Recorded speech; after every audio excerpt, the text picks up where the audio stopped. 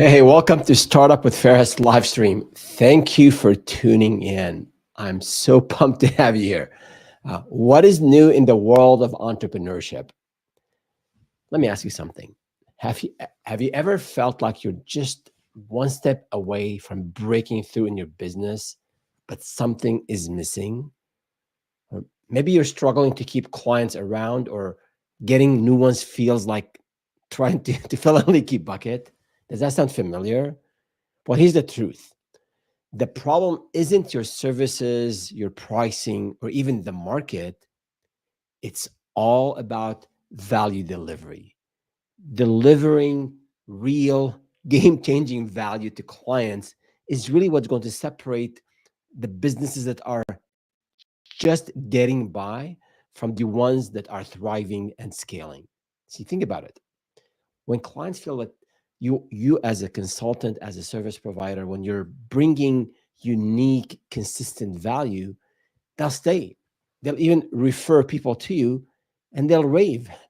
Jeff Bezos once said, "We see our customers as invited guests to a party, and we are the hosts." So the question is, are your guests having a memorable time, or are they ready to leave early?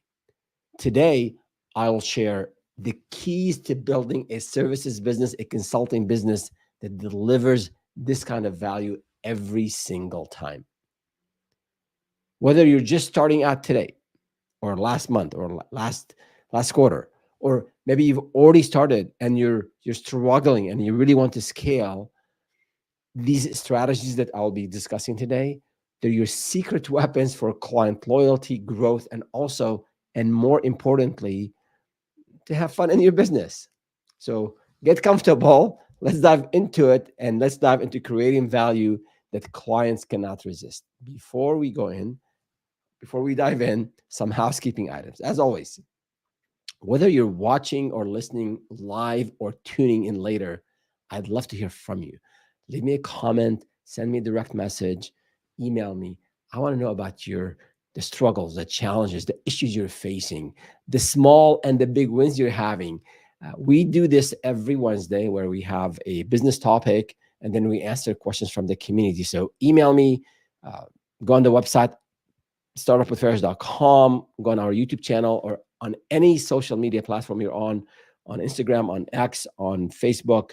You will, on LinkedIn, you'll see us there. Leave us a comment. And if it's something a bit more personal, you don't want to share it in public, just email me or direct message me on any of these platforms. I'll be more than happy to look at it. And we keep all that information confidential. My goal is to help you start, and if you started, grow and scale that business. And we have these live streams every Wednesday at 10 a.m. Pacific, 1 p.m. Eastern. So follow us wherever you are on whichever platform, and this way you don't miss out on future episodes. And last but not least, at the end of this webinar or this live stream, we'll talk a little bit about our black belt startup and some of the exciting new things we're doing there, and how we're helping entrepreneurs start and grow their businesses to 7 and 8 figures. So, but that's enough on the housekeeping items. Now let's jump back in. Let me just check on the technology here. We are all good. All right. So we're talking about delivering value to clients. What is value delivery? I think in the crux of it is about delivering, about giving your customers more than they expect. So it's not just about the product or the service itself, but the entire experience surrounding that product, that service that you offer. So every touch point with the client, whether it's in their early stages in marketing and sales, or after they are now with you, you've onboarded them, or even post delivery of a project. So how can we? What are these? Like, what is the wow factor that will make the experiences, or the experience that our customers have with us, unforgettable? And the one thing to remember here, it's all about setting realistic expectations. This is true in life, in personal life, in relationships, and also in business. Because in the excitement of promoting our business and being out there, or maybe in the excitement of closing a deal, it's easy to fall into the trap of over promising. So when we set realistic expectations, in all marketing, sales, and implementation communications and interactions, and we consistently surpass them, that is when clients remember us. That is when they'll rave about us. That's when they'll refer us to others. And this this exceeding setting and exceeding these expectations will set the stage for a positive experience, and that's just naturally will foster long-term loyalty and even advocacy. They'll be your these clients will be your advocates. So that's on delivering value. So now let's examine, as promised, the 8 ways to deliver value and wow your clients. And think about it, the way I thought about it is the different areas of the business, from the way you position yourself all the way to sales and marketing and delivering the product. So in every aspect of the business, I think there are ways that you can do it right. There's ways that you can do it wrong. So I will cover what I mean by delivering value in each area of the business, and then also I'll give you some specific actionable steps that you can take and you can implement in your business today, and again can start to add more value to your clients. So let's start off with the unique value proposition, UVP. All right, buzzword. No, it's important, whatever you call it, but it's basically it's the benefit that you offer that sets you apart.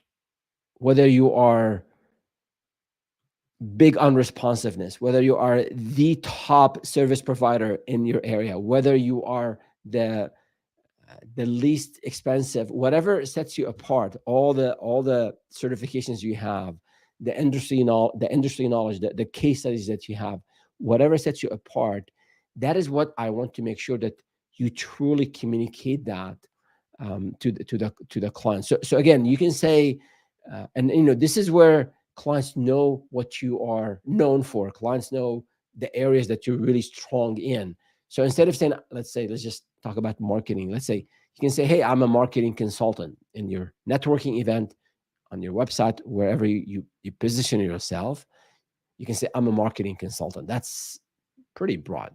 You can then say, maybe I'm a digital marketing consultant. Okay, that's good. That's better. And maybe you can say, I'm a certified Meta, or you can say, I'm a certified Google paid ads consultant, and have a track record of improving campaign performance by 15 to 20%. Okay, now take this example and apply it to your own area, whether you are an HR consultant, whether you are whatever service you offer. Like, how can you make sure? How do you make sure this is the actionable step? How do you identify what makes you so special as a person, as a business owner? Because you and the way you interact with customers, the way you deliver the service, the way the passion you have about the business, that is the DNA that is going to be baked into the business, in the business that you're starting and that you're growing. So I want this actionable step here is identify what makes you and your services special in a crowded market, and really focus not just about me, but also address the specific needs and pain points that your audience your audience faces. And to help you in this exercise, I have a slide here.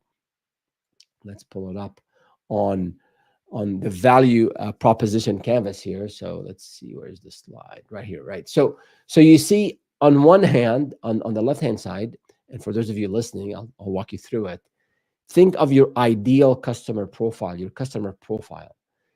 They have something that needs to be done, and they have pains. It could be financial, they're losing money, things are not effective. It could be something that is really annoying for them, they're doing manually. So they have pains, and then their gains. They want to improve their bottom line, they want to improve customer satisfaction, they want to reduce cost.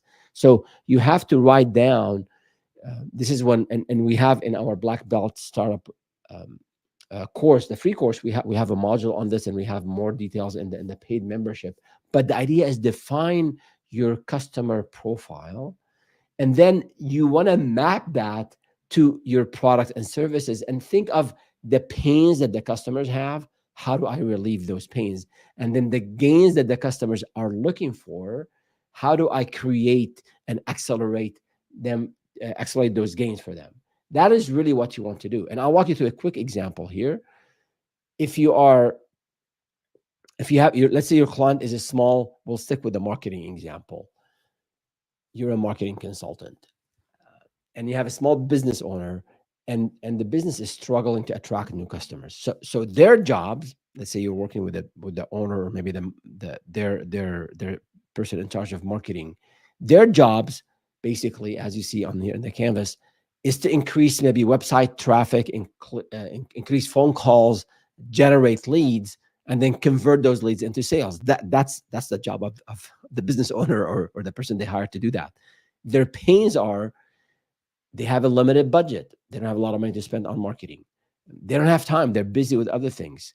And they're not seeing the results from some efforts they're doing today, or maybe with another provider. So those are their pain points. Now, their gains, obviously, they want more customers and they want increased sales so that their business will thrive.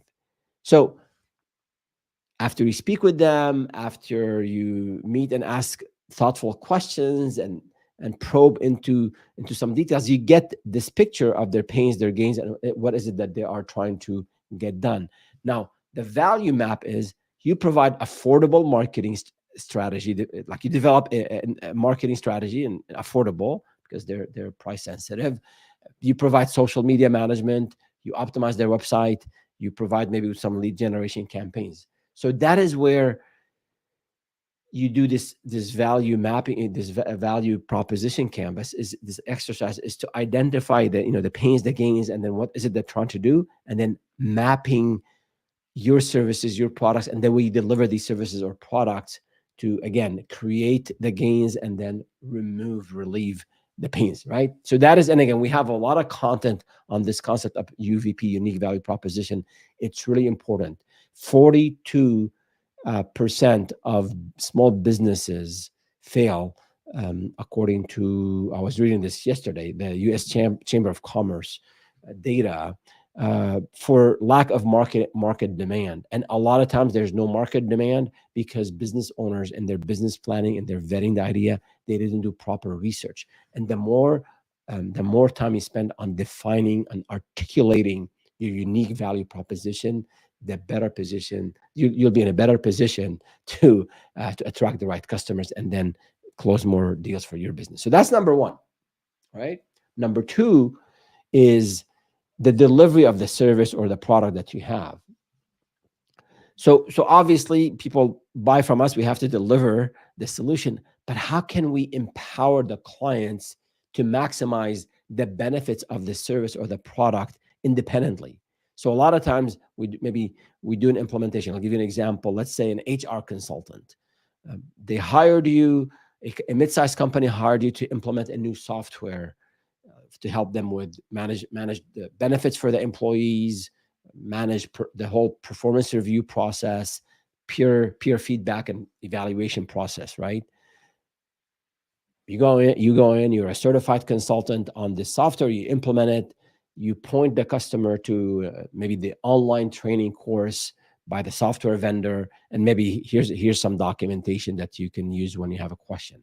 Now, is that enough to ensure that the software is used by the clients, by the stakeholders, the management team, the employees? And is this enough?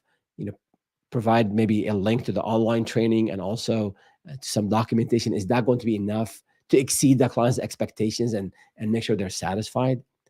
Not necessarily, and in many cases, not even sufficient. So some actionable steps here is that in your sales process, and as you are interacting with the clients, you want to really look for identify process gaps, like observe areas where you can improve, maybe in the workflow of the system of the client. Because once you understand the gaps they have, the software is one thing, you need the technology there, but providing maybe customized training, maybe provide additional training beyond just pointing them to the online training, and ensure that whatever if there's some customization that can be done with the software, that you can maybe customize the software or offer ways or workarounds, because you're the expert. Offer some ways for them to maximize the benefit of what you just provided to them. Okay. So whatever, again, whatever, I'm just giving you some examples with whether it's the marketing consultant or the HR consultant. The idea is to really understand the pain points of the clients, and in whatever you deliver, make sure after the delivery is completed, that there are ways for them to maximize the benefits of what you delivered on their own. And then training, potentially, and you can charge for some of this stuff as optional. You can include some of it as part of the initial project, but you wanna make sure that they are getting the most bang for the buck. Training, support. It could be some follow up that you do periodically, every month. Maybe you have a newsletter with a lot of amazing content that is relevant to this client. So add them to that newsletter, but periodically maybe check on them to make sure that the solutions are working for them. Okay, so that's good. They'll appreciate it. You're helping them out, and also that could lead to additional sales. They need maybe more training, more customization. They've expanded. They need more licenses, whatever the case might be. So that was number 2. Number 3 is think of early wins. So you worked hard to market the business. You worked hard to sell, to close a deal, and now you have the client. Sign the contract. And then if you have been watching the live streams here, we talked about client onboarding, and we have an article on onboarding clients to make sure the clients have a very positive experience with your business. At this point, once someone signs the contract and once you onboard them, I want you to think of ways to add value to the client from the get-go. So the early wins, not early wins for you in terms of, yes, I got the contract, yes, I got the check, the down payment, whatever the case might be, but I want you to think of ways to add value to the client from the get-go. So for example, they sign up today, maybe you have an autoresponder, or the next day you can send them maybe a video about how they can do something like right away, maybe a checklist, maybe a tool, maybe you have a tool that's typically behind a login, or you don't share it publicly, and you give it to them. So this way they can see that, man, we just signed up with this person, and look how we benefited from them. So think of ways. That's the homework for you, is to think of ways you can add value like early on. And if the type of services that you provide doesn't lend itself easily to quick tips or early wins, I mean, don't worry. You can always share a relevant industry report or maybe a case study that speaks directly to the client's challenges. Again, remember the pains and the gains, right? So examples, while you are waiting to implement a larger strategy that takes maybe 3 months to implement, a marketing consultant, for example, they might share some quick social media tips that boost engagement.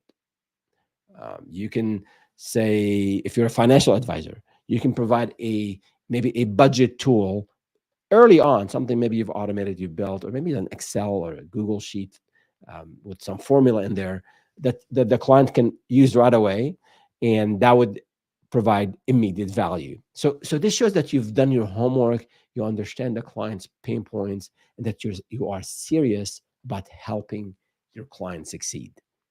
Again, actionable steps here: identify, just go through your own business, look around your competitors, what is it that they're doing.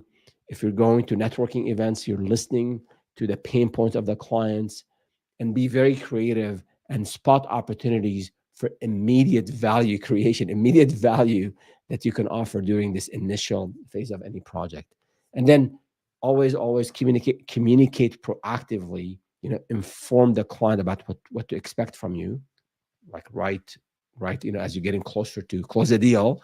And then when they close with you, part of that onboarding process is when you communicate to them this, whatever the tool or the document or the report that you're sharing with them, and make sure whatever you're offering does connect to their goals.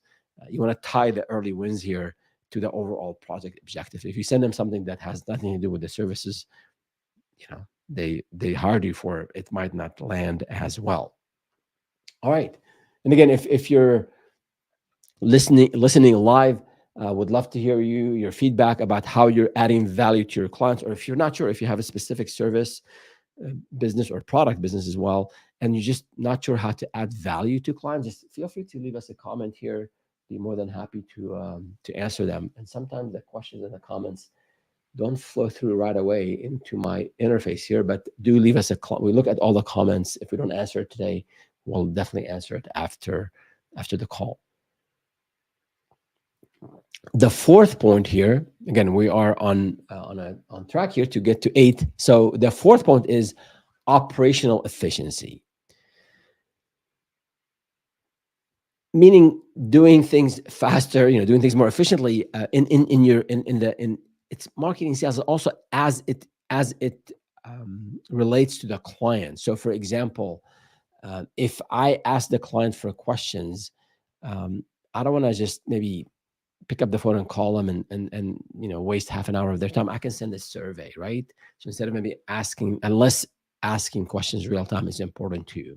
So anyways, if you want to find areas in your business that are not very efficient, you're doing a lot of manual work or maybe repetitive work, and you want to see how we can automate that. So this automation, doing things more efficiently, even if it's manual, but maybe there's a checklist that, we always ask the questions. We always ask our clients these 7 questions. So the efficient way of doing it is you ask the questions at the same time. You don't want to send the clients 3 different emails asking, 2 questions in each email. It doesn't, it's not efficient for them. It doesn't show that you're prepared, you know what you're doing, right?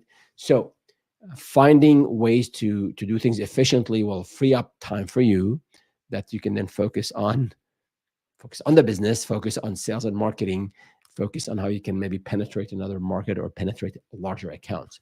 So and finding ways to make things efficient in your business will also reduce the cost.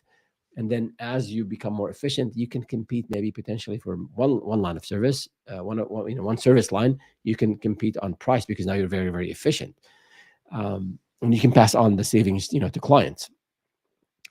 So what can you do to introduce or to improve your operational efficiency? And I spoke last week at an event here in San Jose on using AI, leveraging AI to grow your business's 7 and 8 figures.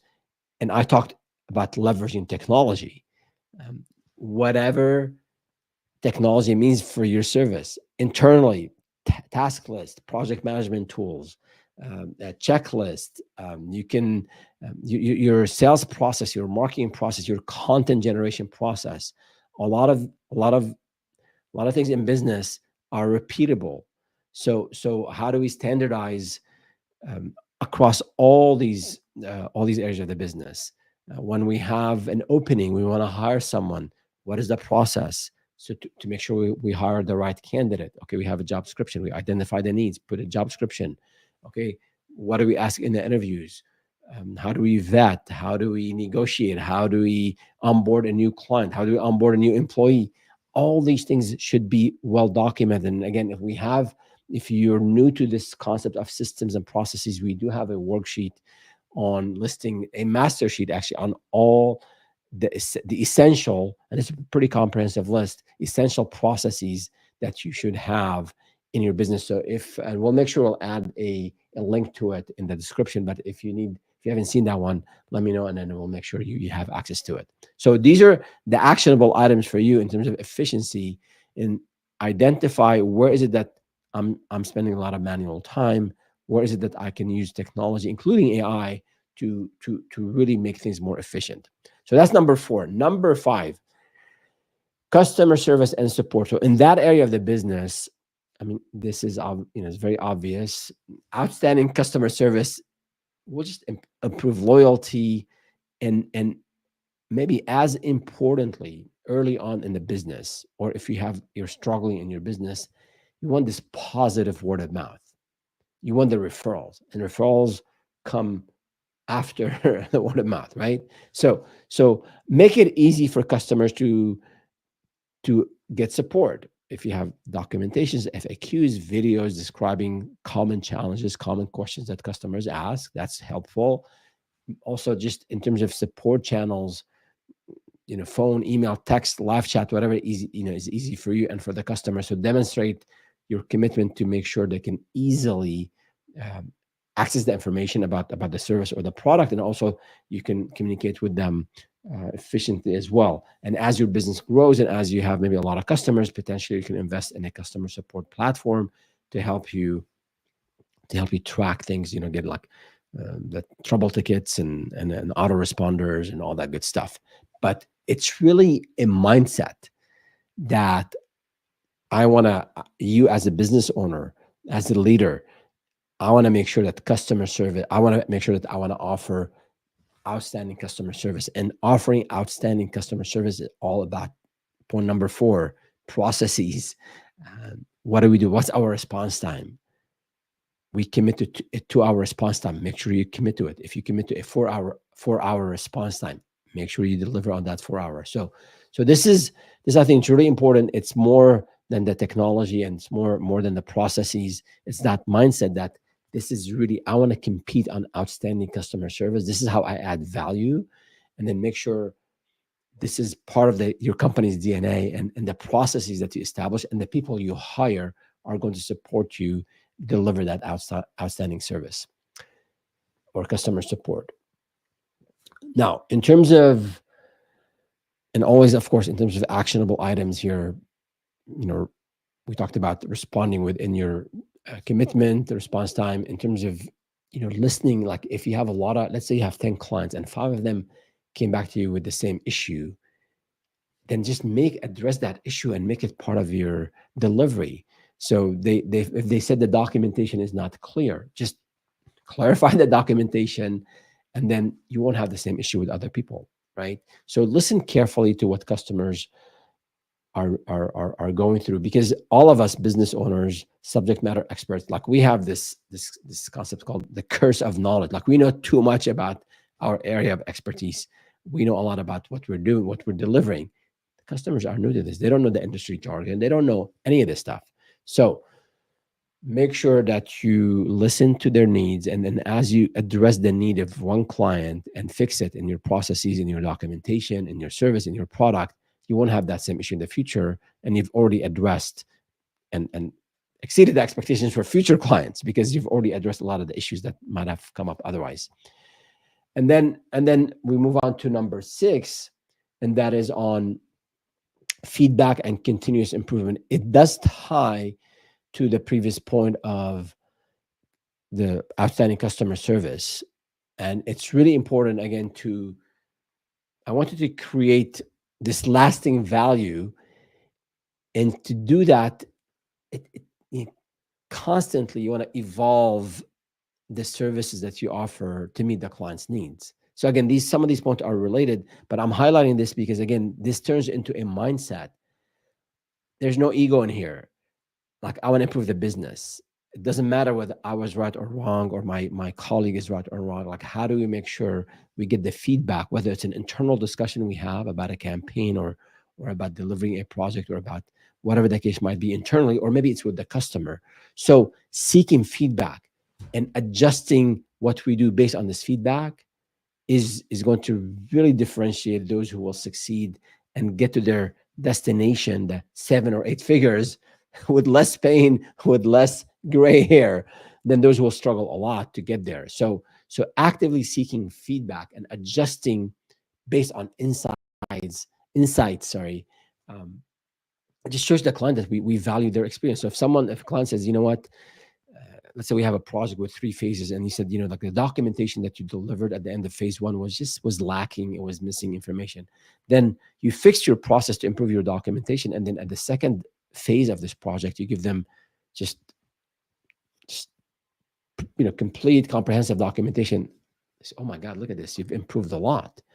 So and that's going to be a positive experience. So after a project, and if you have a long-term project, during maybe different phases of the project, ask for honest feedback to identify areas for improvement. We did have an entire live stream on some of these concepts last couple of weeks, so check out our channel on YouTube or whatever social media platform you're on. You should be able to access on the YouTube channel, on the LinkedIn events, these live stream on these concepts we dug We went into a lot of details on these.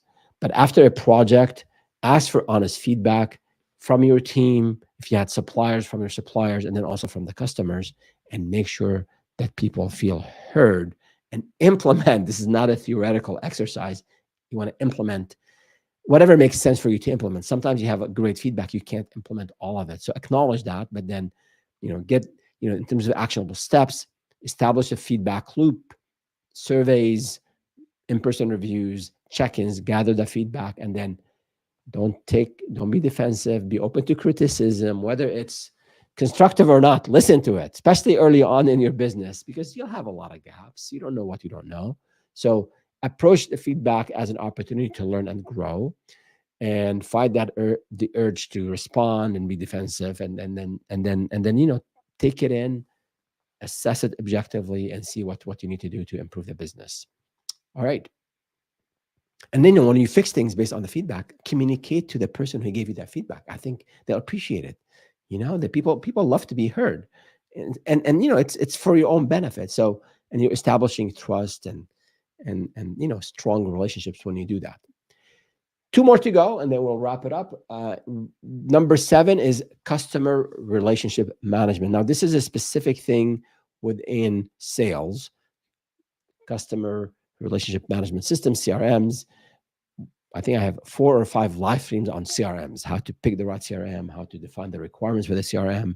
So if you are in the process of getting a CRM, check out those videos. We have a DIY CRM video as well, with a spreadsheet that you can use if you don't have a software yet.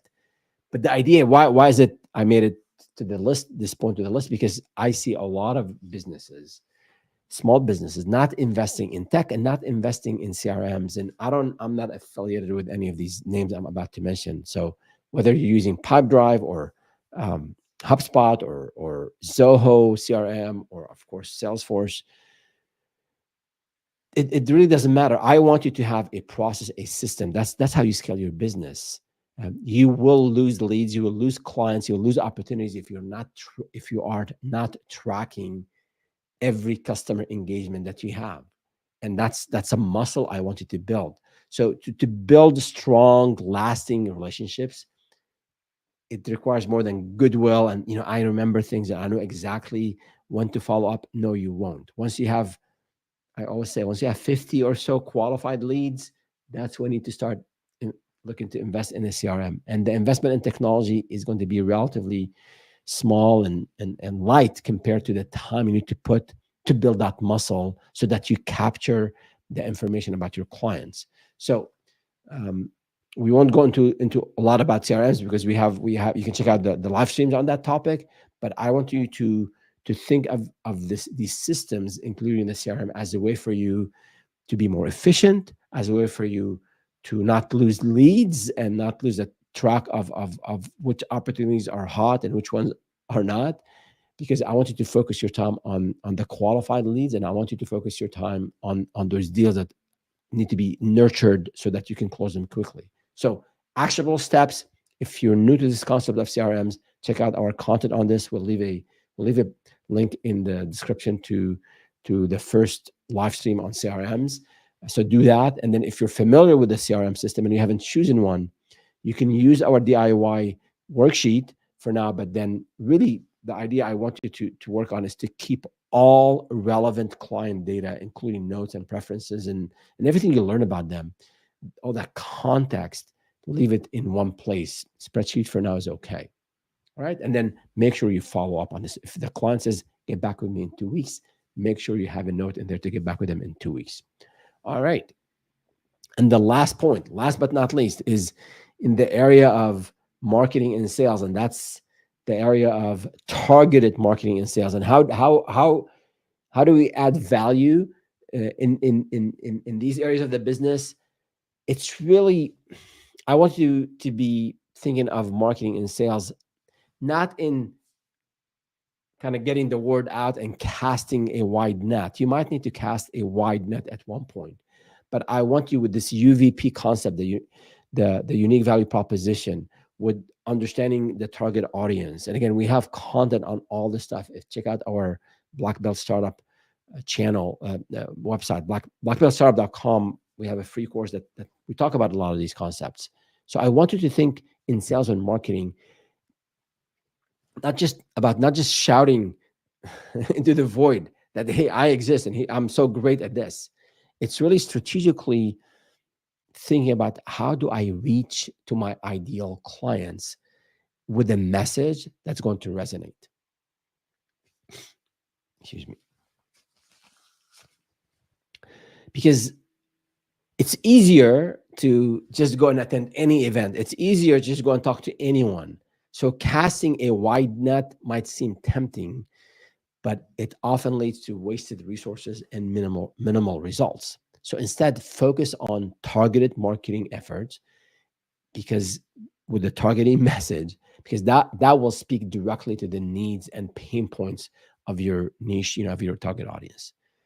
So the actionable steps here are: highlight, go back to that UVP point we talked about earlier, and highlight your expertise in improving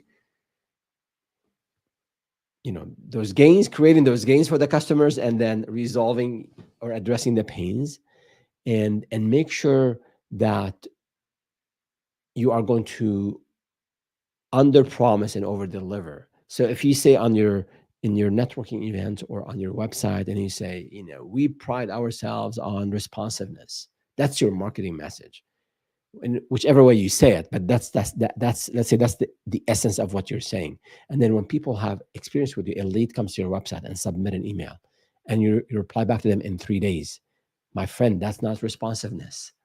So make sure whatever you market, whatever the messaging that you have out there, it does reflect who you are and how you feel about business, and how you support your clients. Now, we might fall short of maybe our taglines or our commitment to customers, because things happen, especially as we are growing the business. We're hiring people. Maybe some folks are still maybe not as experienced. So things happen. But in general, you don't want to be way far off on what you're committing to clients. So that is it for today in terms of the 8 ways to deliver value to customers. And before we wrap up, I believe we have some questions and some comments. Johnny, hey Johnny, thank you for joining. Specialize and niche down, broad approach is difficult to achieve. Thank you so much, Johnny. I appreciate it. So totally agree in terms of niching down. And I think we are launching a video tomorrow, to niche or to not to niche, right? So it has some interesting graphic. Our social media team got really creative with the graphics there. So, but your idea is spot on in terms of initially, I would say in terms of niching down, and that's a whole topic. It's if you're just starting out, it might be difficult, not feasible to like go and become the marketing consultant who is a digital marketing consultant, who has certification in meta ads, who works in the financial space industry, right? You might not have all that yet figured out yet, but after you have a few clients or maybe several clients, exactly what Johnny said, the more you are focused on an audience, on that specific sector, maybe the company size you're servicing, or if it's a B2C, maybe specific segment of the population, you'll understand their needs better. You'll understand the common challenges. So it'll be easier for you to pitch, easier for you to market. People feel that you are connected with, with their situation. So spot on, Johnny. Thank you for your comment. And Laurie, I appreciate your comment. Thank you for attending. Thank you for being here. I appreciate our community. Good. So to wrap it up here, delivering value is hard work, but it pays off. And as I always say, entrepreneurship is 5 times harder than most of us think. So, and believe me, this is my 7th venture. And every time you think it's easier, but some parts could be easier, but other parts, especially new things, always require a lot of hard work. But the idea here, folks, if you're serious about growth and scaling to 7 and 8 figures, this is my mission now, is to help entrepreneurs start a business, grow it, scale it to 7 figures or 8 figures. If that's what you want to do, it does require hard work. It does require commitment. I think by following sort of the path of those who have been there to where you want to go by using systems and processes, by educating yourself, and being part of a community. It doesn't have to be. Would love for you to be part of our community, but in general, a lot of entrepreneurs, they kind of try to do everything on their own, which is okay. I love the grit. I love the hard work. You want to figure things out on your own. You want to move mountains. That's great. I think you can make it easier on yourself if you follow the advice of someone who has been to where you want to go. So thank you again so much for tuning in. Oh, Lori, she says, thank you, Johnny. Yeah, that we should be dropping the video tomorrow on the channel, on the YouTube channel. So check it out. And then Lori, I'll have a look at some of your videos as well. Thank you, Lori. And then greetings from WSI.